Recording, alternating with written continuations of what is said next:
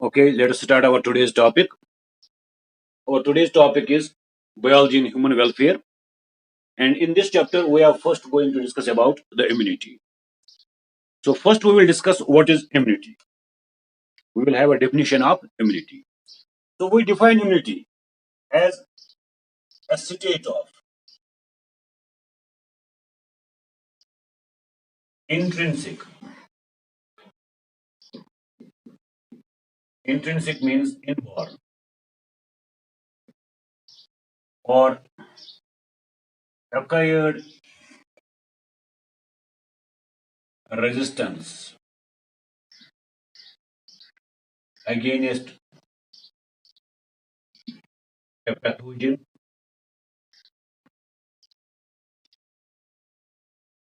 or a disease.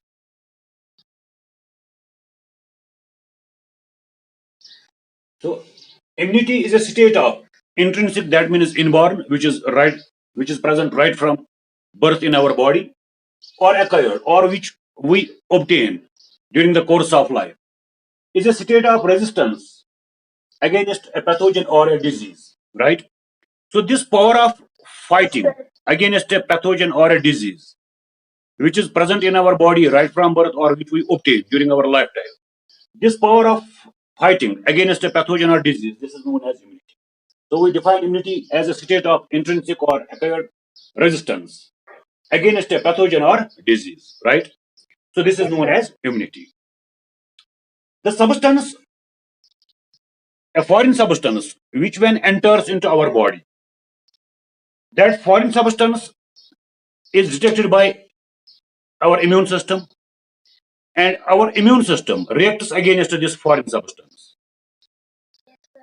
This reaction of our immune system against this foreign substance, this is known as immune response. Let us discuss what is immune response.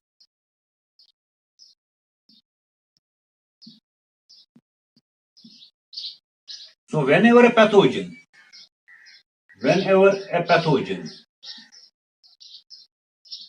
enters our body, enters body, our immune system, our immune system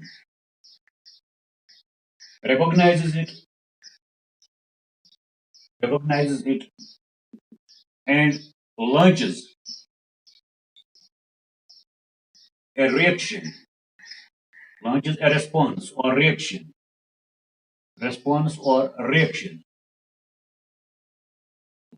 against it, against it. So this response or reaction, it is known as immune response. It is known as immune response. So whenever a pathogen enters into our body, that pathogen is detected by our immune system, and our immune system immediately gets stimulated, and our immune system reacts against that pathogen. Our immune system produces defensive cells or defensive proteins against that pathogen to kill that pathogen, right? So this reaction of our immune system against the pathogen, this is known as immune response. This is known as immune response. This reaction of our body, this reaction of our immune system against the pathogen or disease causing organism, this is known as immune response. The substance which stimulates our immune system, the substance which stimulates our immune system for generating an immune response is known as an antigen. The substance which stimulates our immune system to react against it, that substance is known as antigen. Do you now understand what is antigen? So antigen is any substance which stimulates immune system to develop a response against it. That substance is known as antigen. So most of the foreign substances, when they enter into our body, they act as antigens. They stimulate the immune system for developing a response against them. So those substances which stimulate the immune system to develop an immune response against them, those substances are known as antigens, right? So we have three terms here. First, we have immunity. So what is immunity? It is the power of defense in an animal against a pathogen or disease. This power of defense in an animal against a pathogen or disease, that is known as immunity. Where from we get this immunity? This immunity may be present right from birth in our body. So that is known as intrinsic or inborn immunity. Or sometimes we develop it in the course of life, right? So that is known as acquired immunity, right? Then we have got immune response. So when a pathogen enters into our body, our immune system detects that pathogen, and our immune system makes a reaction against that pathogen. So this reaction of our immune system against that pathogen, this is known as immune response, right? So the substance which stimulates our immune system for developing an immune response, the substance which stimulates our immune system for developing, for generating an immune response, that substance is known as antigen, right? So those substances, those foreign materials, which do not stimulate our immune system, they are not classified as antigens. Those foreign substances or material which do not stimulate our immune system for generating immune responses, they are not classified as antigens. Are you following me? So antigen is only that substance which stimulates the immune system to develop an immune response. Those substances which do not stimulate immune system for generating immune response, they are not classified as antigens, right? So this is immunity, immune response, and antigen. The study of immune system is known as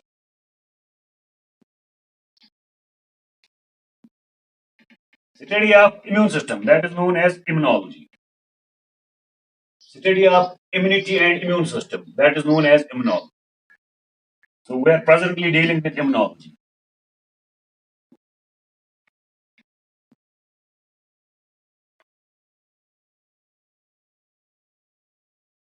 It takes me a lot of time to rub this board.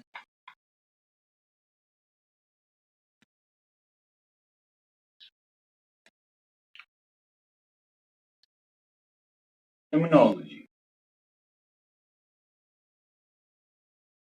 So it is the study of immune system and the immune responses, which we call as immunology, right? Our body has got two immune responses. Our body has developed two types of immune response. Or we can say we have got two types of immunity. One is known as innate, or we also call it as non-spastic immunity.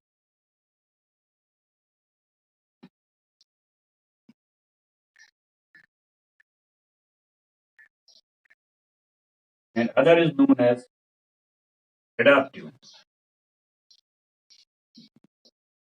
We also call it as specific immunity. So our body, for its defense, has developed two types of immunities. Our body, for its defense, has developed two types of immune responses or immunities, right? One is known as one is known as innate or non-spastic immunity. Another is known as adaptive or spastic immunity. So why we call it as non-spastic? Why we call it as innate? It is innate because it is present right from birth in our body. This is innate. It is present right from birth in our body. It is inborn. That is why we call it as innate. We call it as non-spastic immunity. Why we call it as non-spastic immunity? Because it is similar against any type of pathogen. It is same for any type of pathogen. There are thousands of different types of bacteria. It is similar for all those bacteria. There are protozoan parasites. It is similar for all protozoan parasites. There are viruses. It is same for all types of viruses. That is why we call it non-spastic. Because it is same for any type of pathogen. That is why we call it as non-spastic immunity. We call it as innate because it is naturally present in our body. It is developed by itself, right? Right from birth. That is why we call it as innate or non-spastic. So it doesn't differentiate between different types of pathogens. It doesn't differentiate between different types of pathogens. It is same for all types of pathogens. That is why we call it as non-spastic. Adaptive or spastic immunity. Adaptive or spastic immunity. It generates a specific response against a specific type of pathogen. There are so many types of bacteria. For example, there is Diplococcus pneumoniae. It will generate a response against Diplococcus pneumoniae. That response will only work against Diplococcus pneumoniae, right? That response will not work against Vibrio cholerae, right? So it generates a specific response against a specific type of pathogen. If it develops immune cells against Diplococcus pneumoniae, those immune cells will only work against Diplococcus pneumoniae. They will not work against Vibrio cholerae, although that too is a bacteria, right? If it develops a response against Mycobacterium tuberculosis, that will not work against Diplococcus pneumoniae, right? So it generates a specific response against a specific pathogen. That is why we call it as specific immunity. We call it as adaptive immunity because it adapts itself against different types of pathogens. It will adapt itself separately, differently against a virus. It will adapt itself differently against a specific type of bacterium, right? It will adapt itself against specially against a specific type of helminth parasite or a protozoan parasite. So it generates different responses against different strains of bacteria, different strains of viruses, different types of protozoans, different types of helminth parasites, right? So that is why we call it as adaptive or specific immunity, right? This innate or non-specific immunity. We will discuss first innate or non-specific immunity. This innate or non-specific immunity, it is provided to us by different methods. It has got different components. We get innate or non-specific immunity through our skin. We get innate or non-specific immunity through mucosa. We get non-specific immunity through phagocytes. We get this non-specific immunity through inflammatory response. Through an inflammatory response. We also get non-specific immunity through our tears, through our saliva, right? So skin, it is naturally present. It is present in the body of a person right from birth, right? So this skin provides us immunity. It protects our body from the entry of pathogens, right? So it works against the pathogens. Since it is present right from the birth, we call it as innate. Similarly, we have got mucous membranes. They are present in our body naturally, right from birth. They protect our body from the entry of pathogens. That is why we call it as innate. Phagocytes, they are also present naturally. Inflammatory response, it is developed naturally. So that is why we call it as innate, because it is present naturally. It is present right from birth, right? So these defensive mechanisms, they protect our body. Yes, sir. So first generalized mechanism of defense against the entry of pathogens in our body is skin, right? So skin forms the first barrier for the entry of pathogens into our body. So skin is the first generalized mechanism of defense. Skin is the first generalized mechanism of defense. Mechanism of defense against pathogens. Against pathogens. So this skin, it is similar for all types of pathogens. Our skin is same for bacteria, our skin is same for viruses, our skin is same for protozoan parasites. Our skin is same for helminth parasites, right? So it is similar for all types of pathogens. That is why we call it as non-specific immunity, right? Similarly, mucous membranes, which line hollow visceral cavities of our body. All the hollow cavities of our body, they are internally covered by a mucous membrane. That those mucous membranes, they are generally referred to as mucosa. They again serve as a barrier for the entry of pathogens. They don't allow the pathogens to enter into our body tissue. So this is another mechanism of defense. Similarly, we have got phagocytes. They eat up the pathogens, and we have got other these mechanisms. So first we will discuss skin as the first line of defense against the entry of pathogens. So we will have a look at the skin, how it protects our body from the entry of pathogens. So first we will discuss skin as a mechanism of defense against the entry of pathogens.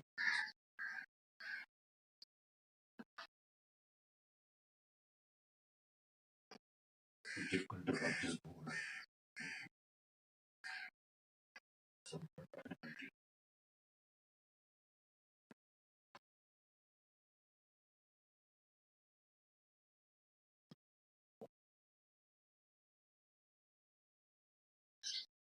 You know, our skin, it is formed of two main layers, the epidermis and the dermis. So epidermis is the uppermost layers of skin. They are the uppermost, or we call them as outermost layers of skin.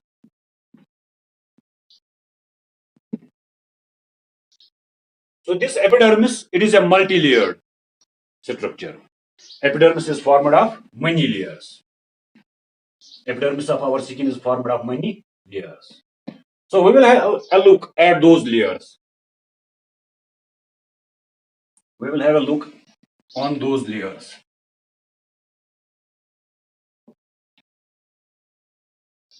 The lowermost layer of epidermis is known as stratum basalis.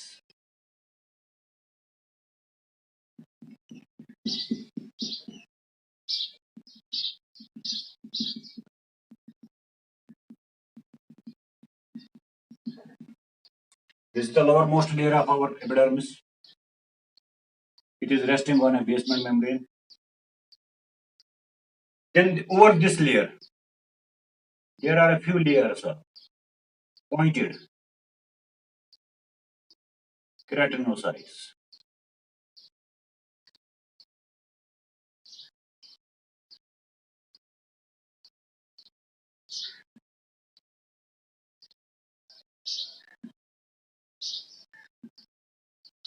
Okay, let's make it like this.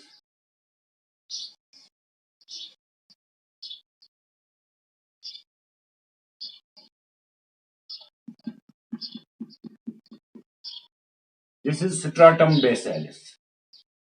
Stratum basalis. Then over the stratum basalis, we have got a few layers of pointed keratinocytes. This is known as stratum spinosum. Spinosum. It has got spiny processes, right? Then over these layers, we have got some flat layers.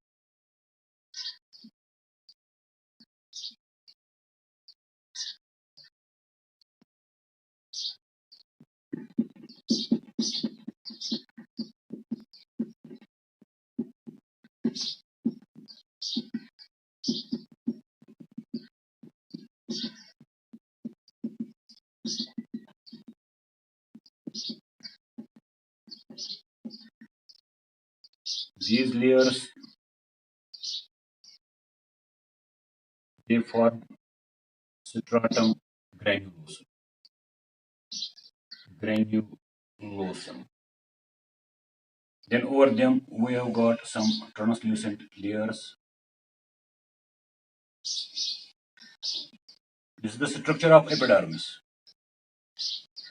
These translucent layers of cells, they are known as stratum lucidum. Then over them, we have got flattened dead cells. We have got layers of flattened dead cells.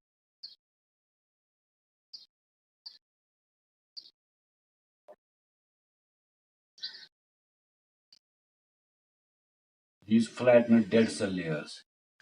This is stratum corneum. So firstmost layer, the lowermost layer of epidermis. The lowermost layer of epidermis is stratum basalis. Second layer is stratum spinosum. Third layer is stratum granulosum. Fourth layer is stratum lucidum. And the fifth, topmost layer.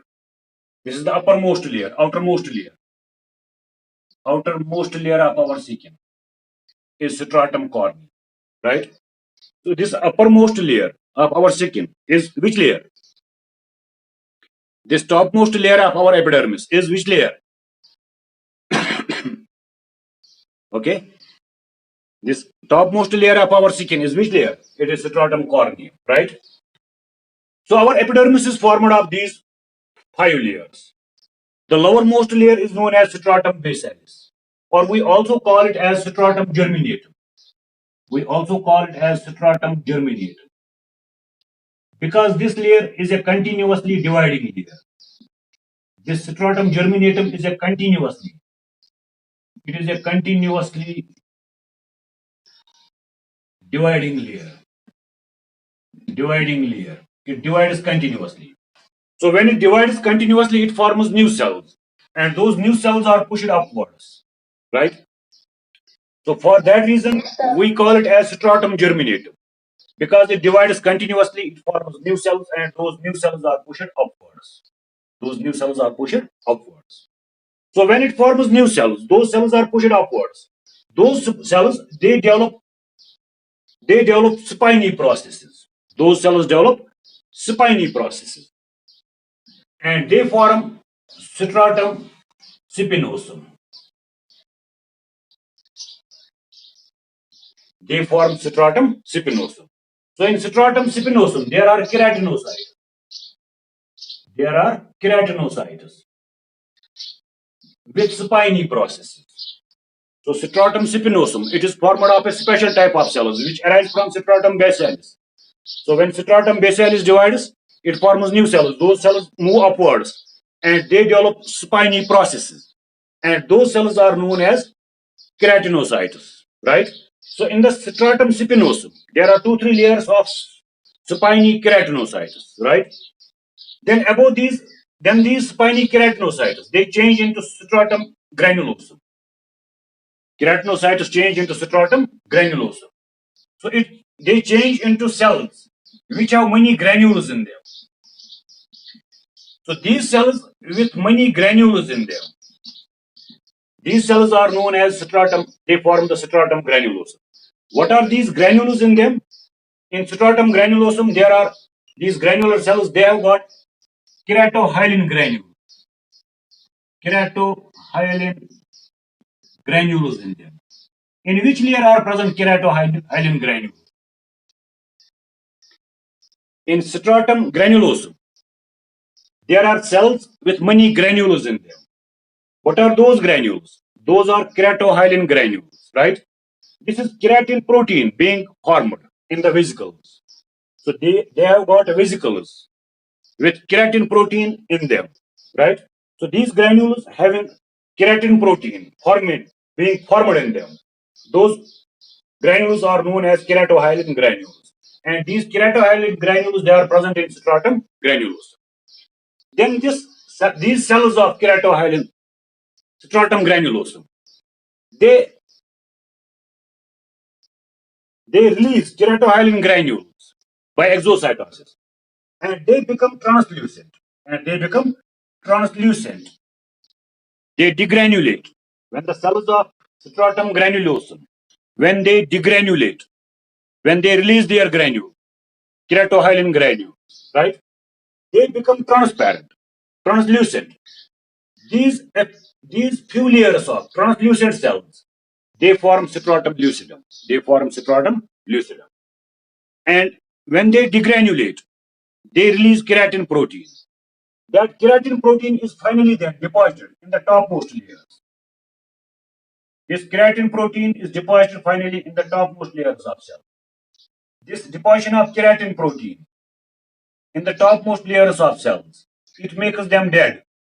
And these topmost layers of cells, which have become dead because of deposition of keratin protein, these layers of cells are known as stratum corneum, right? So our skin, it is formed of 2 layers, epidermis and dermis. Epidermis itself is a multi-layered structure. Epidermis itself is formed of 5 different layers of cells. The lowermost cell layer of epidermis is stratum basalis. This cell layer is mostly cuboidal in shape, and it also has granules in there. These granules, which are present in stratum basalis, they are melanin pigment granules. They are melanin pigment granules. So melanin pigment granules, they are present in the stratum basalis. You know what is the function of these melanin pigment granules? They protect our tissues from ultraviolet radiations. They protect the skin from ultraviolet radiations. So these melanin pigment granules, they absorb UV light, right?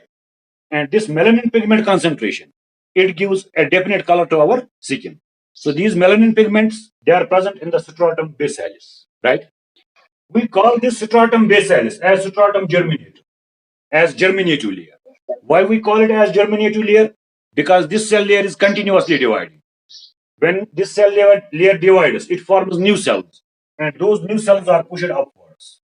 Those new cells are being pushed continuously upwards, and these cells change into different layers, right? So when the newly formed cells are pushed upwards, they first change into spiny keratinocytes. They first change into spiny keratinocytes. These are the spiny keratinocytes, right?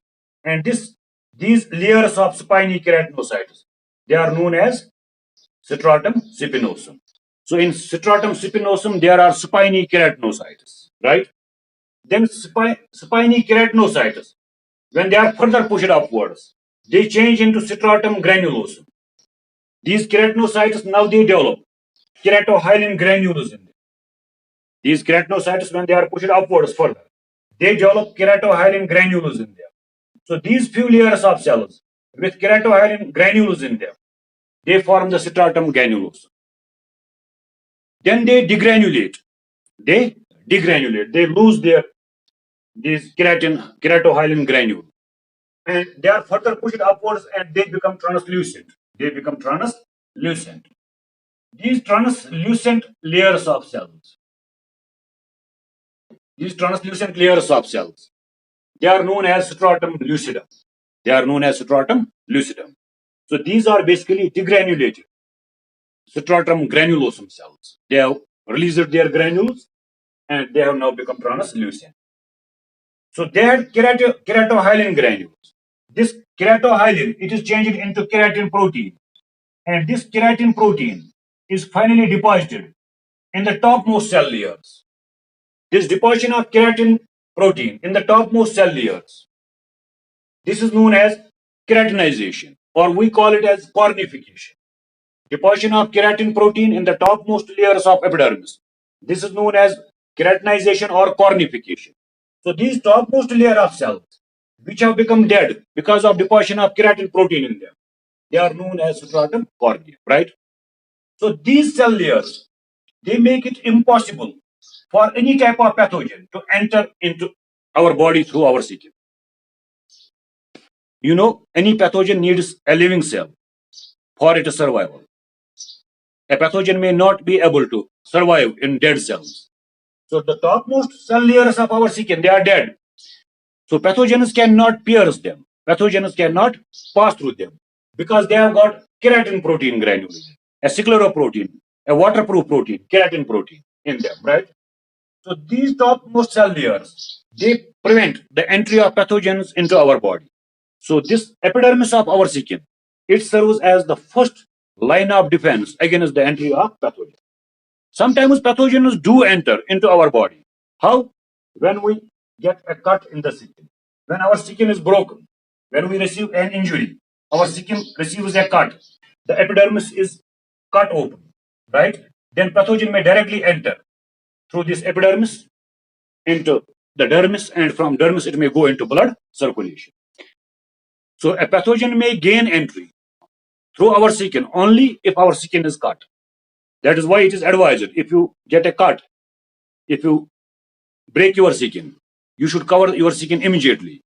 If you keep it open, then pathogens may directly gain entry into your blood circulation and into other body tissues, right? So this skin, it serves as first line of defense against the entry of all types of pathogens. If our skin is intact, if our skin is intact. Then bacteria, viruses, protozoans, or other parasites, they are unable to pierce through it. They are unable to pierce through it. These pathogens, they may gain entry into our body only when our skin is cut. So this is skin as the first generalized mechanism of defense against the entry of pathogens. So how many layers are present now in our epidermis of the skin? There are 5 layers. The lowermost stratum basalis, followed by stratum spinosum, followed by stratum granulosum, followed by stratum lucidum, followed by stratum corneum. Which one of these cell layers is dead cell layer? It is the topmost cell layer, stratum corneum. Stratum corneum, these are dead cells. They are continuously being formed and they are continuously being replaced. When in cold, harsh, or dry environmental conditions, in cold, harsh, dry environmental conditions, if you rub your skin, you will see some dust-like material is scraped off from the skin. What is that dust-like material which is being continuously scraped off from the skin? Those are these dead, dead cells of stratum corneum, right? So this topmost layer of our skin, it is the stratum corneum. Below this stratum corneum, there is stratum lucidum, then stratum granulosum, then stratum spinosum, and then the stratum basalis. So this is the first generalized mechanism of defense of our body against the entry of pathogens. It is similar for any type of pathogen. That is why it is classified as non-spastic immunity. Is it clear to you?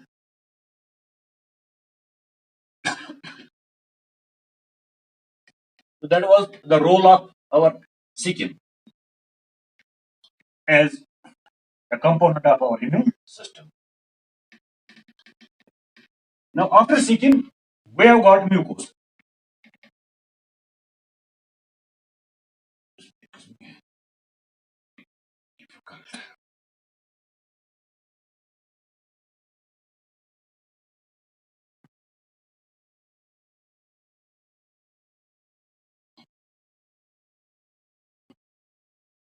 Not getting.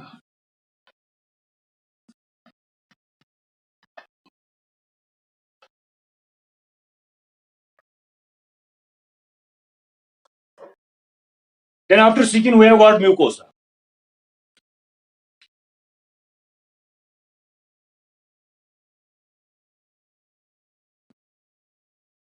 So where we find this mucosa in our body?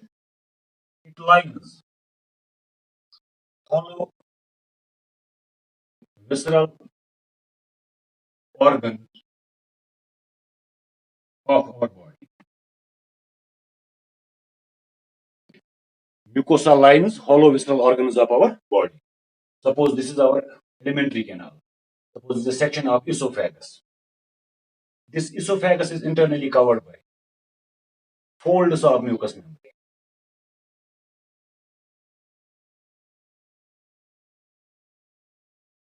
Suppose this is esophagus. This esophagus, it is hollow internally. It has got a lumen. This internal hollow cavity of esophagus or stomach, it is internally covered by a protective covering.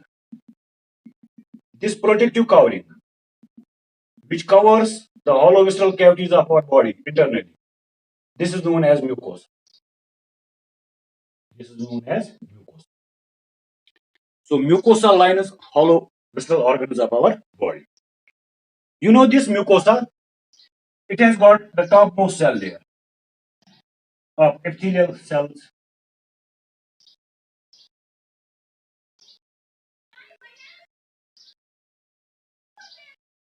There are epithelial cells.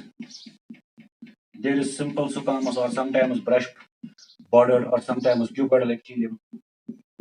These are the epithelial cells. Below the epithelial cells, there is the connective tissue known as lamina propria. Then there may be blood vessels. There are blood vessels, lymph vessels. Then there may be the muscles, smooth muscles, right? So this is epithelium. This is lamina propria. Lamina propria, right? Then there are blood vessels. blood vessels, lymph vessels, lymph vessels.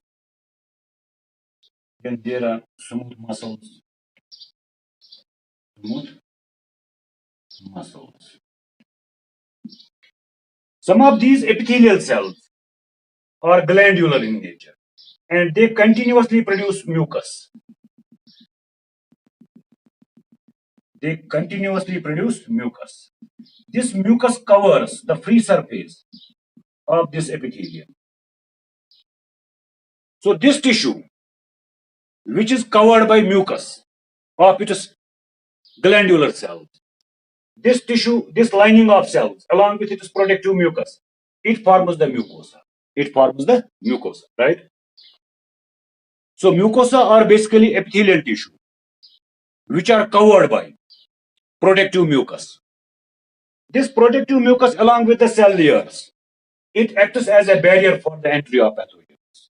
It doesn't allow the pathogens to enter into our blood circulation, into our body tissue.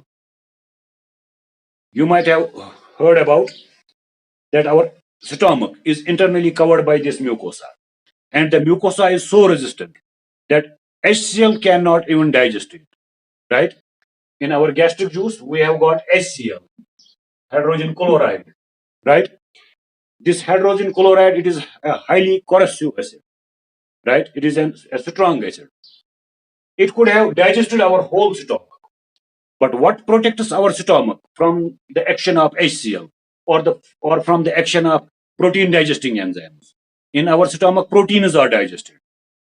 So when proteins can be digested in our stomach, why our stomach itself cannot be digested? In our gastric juice, there is HCl, there are protein digesting enzymes. They could easily digest our stomach as well. But our stomach is not digested. Why? Because the internal luminal surface of our stomach is covered by this mucous membrane. This mucous membrane is a resistant membrane. Even enzymes cannot digest it, even HCl cannot erode it, right? So this mucosa, it is present in the hollow visceral cavities of our body, which protect our hollow visceral cavities from the entry of pathogen, etc. Right? So this mucosa forms the second generalized mechanism of defense. This mucosa is of different types. Since we are running short of time, we cannot discuss that today. We will discuss that tomorrow, inshallah. Okay, sir. Thank you. This is sufficient for today. Okay, sir. Thank you. Thank you, sir. Thank you. Thank you.